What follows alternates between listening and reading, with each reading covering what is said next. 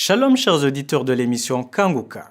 Aujourd'hui nous sommes jeudi et vous allez tout de suite écouter l'émission de ce matin. Soyez bénis.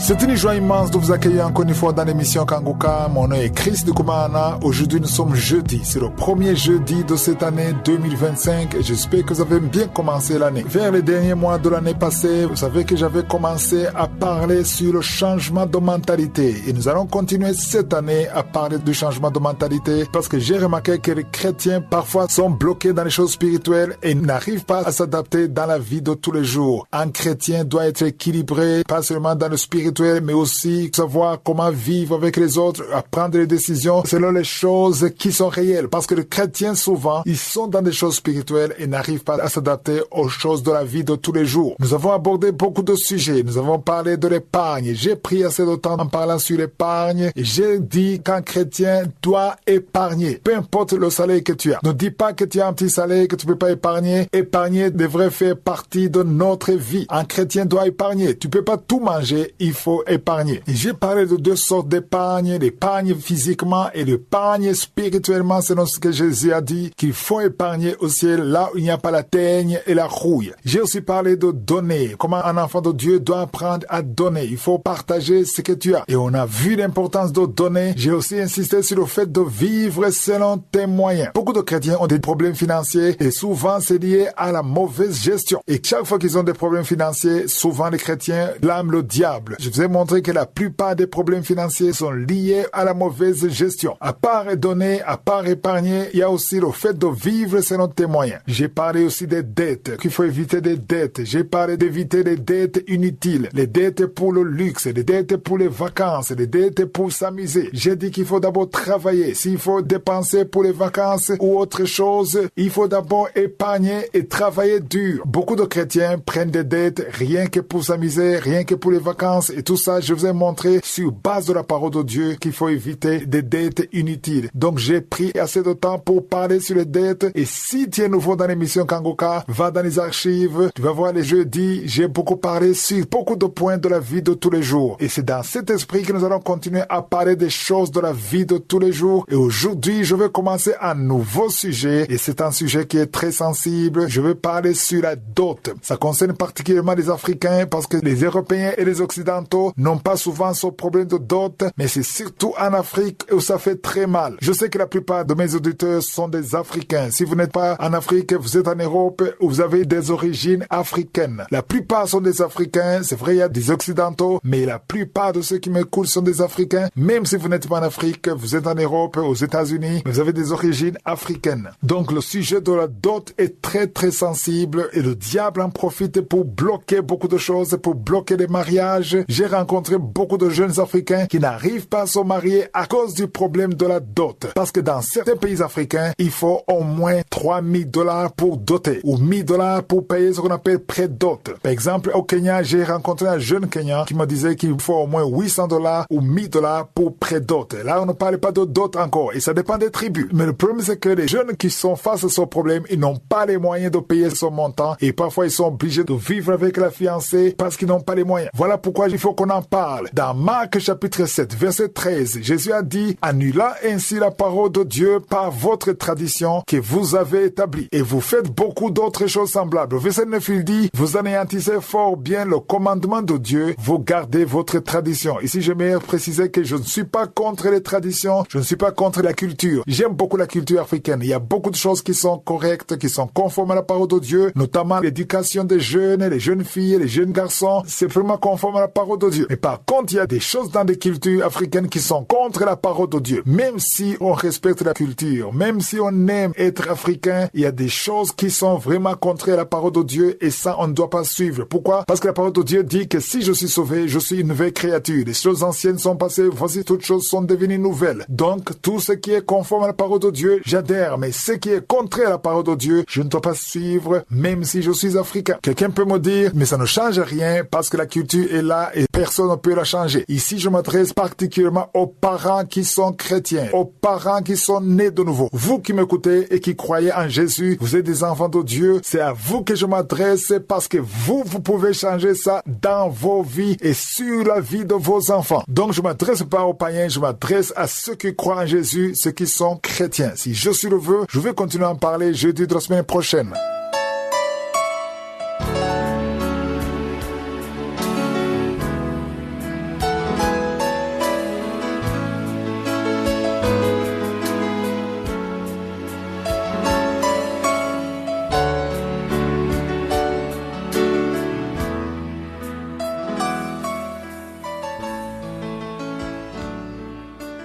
Nous sommes maintenant dans la deuxième partie, c'est-à-dire le moment de l'enseignement. Nous continuons avec l'enseignement sur le livre des Thessaloniciens. Nous sommes encore dans le premier chapitre. Je vous ai dit qu'il y a deux lettres. Il y a la première lettre aux Thessaloniciens et la deuxième lettre. Nous sommes encore sur la première lettre que Paul a écrite à l'église de Thessalonique. Aujourd'hui, j'aimerais dire quelque chose au 5e verset. Paul a écrit en disant « Notre évangile ne vous ayant pas été prêché en parole seulement. » Ici, il dit que l'évangile n'a pas été prêché en parole seulement. Qu'est-ce que veut dire en parole seulement? Ça dit qu'il y a des lettres qu'il écrivait, mais il a dit ce n'est pas seulement des lettres, ce n'est pas seulement des paroles. Il a dit, mais avec puissance, avec l'Esprit Saint et avec une pleine persuasion. Il y a trois choses. Il dit, avec puissance et avec l'Esprit Saint et avec une pleine persuasion. Qu'est-ce qu'il veut dire par là? Il veut dire que la parole qu'il a prêchée, ce n'est pas juste des lettres, ce n'est pas juste une théorie, mais il y avait la pratique. C'est-à-dire que ce qu'il prêchait, il y avait la démonstration de la puissance. C'est pour cela qu'il dit que c'est avec puissance. Normalement, l'évangile doit être accompagné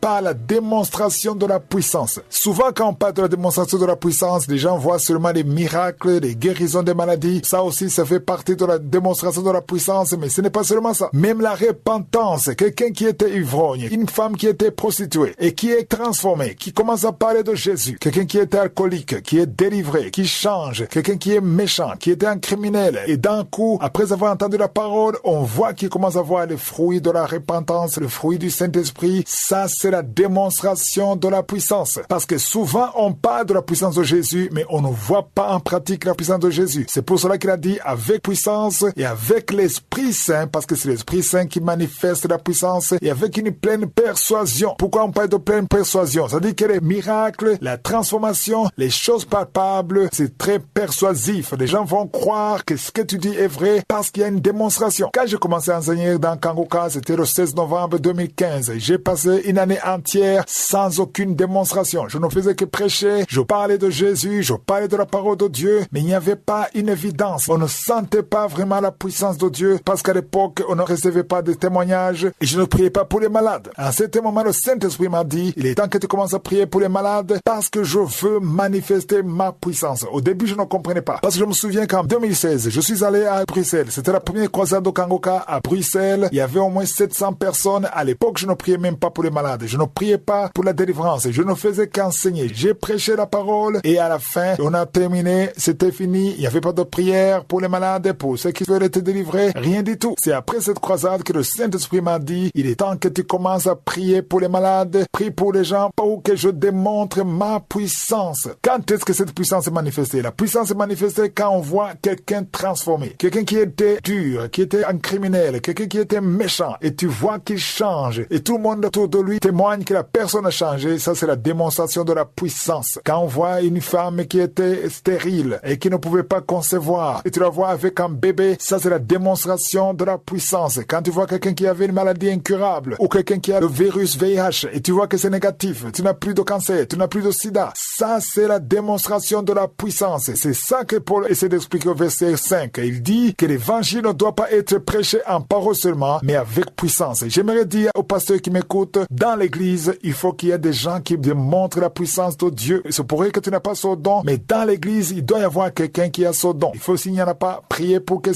y ait des gens qui prient pour les malades, les gens qui prient pour la délivrance. Un jour, je vous ai parlé d'une femme qui n'avait pas d'enfant, qui n'a jamais conçu pendant 36 ans. Elle a passé 36 ans sans concevoir. Et en écoutant les témoignages des autres, elle a conçu, elle a témoigné. Le jour où elle a témoigné, on a eu près de 100 appels, près de 100 personnes qui ont appelé le même jour de témoignage et tous disaient qui voulaient accepter Jésus. Pourquoi ils ont dit ça? Parce qu'ils ont entendu la puissance de Jésus et ça les a convaincus à être convertis. Donc dans l'église, en plus de l'enseignement, la démonstration de la puissance de Dieu est très importante. Il y a ceux qui disent qu'on n'a pas besoin de ça. Ce qui est important, c'est la parole. Mais la parole a besoin de t'accompagner. Les miracles, les délivrances, les transformations, ils viennent confirmer la parole qui est prêchée. La parole, c'est l'essentiel, mais la démonstration de la puissance accompagne la parole pour convaincre les incrédules. Si je suis le vœu, on va continuer demain. Je souhaite tous de passer une excellente journée. J'espère que vous avez été édifiés. N'oubliez pas de cliquer sur la cloche chaque fois qu'une nouvelle émission est postée. Soyez abondamment bénis.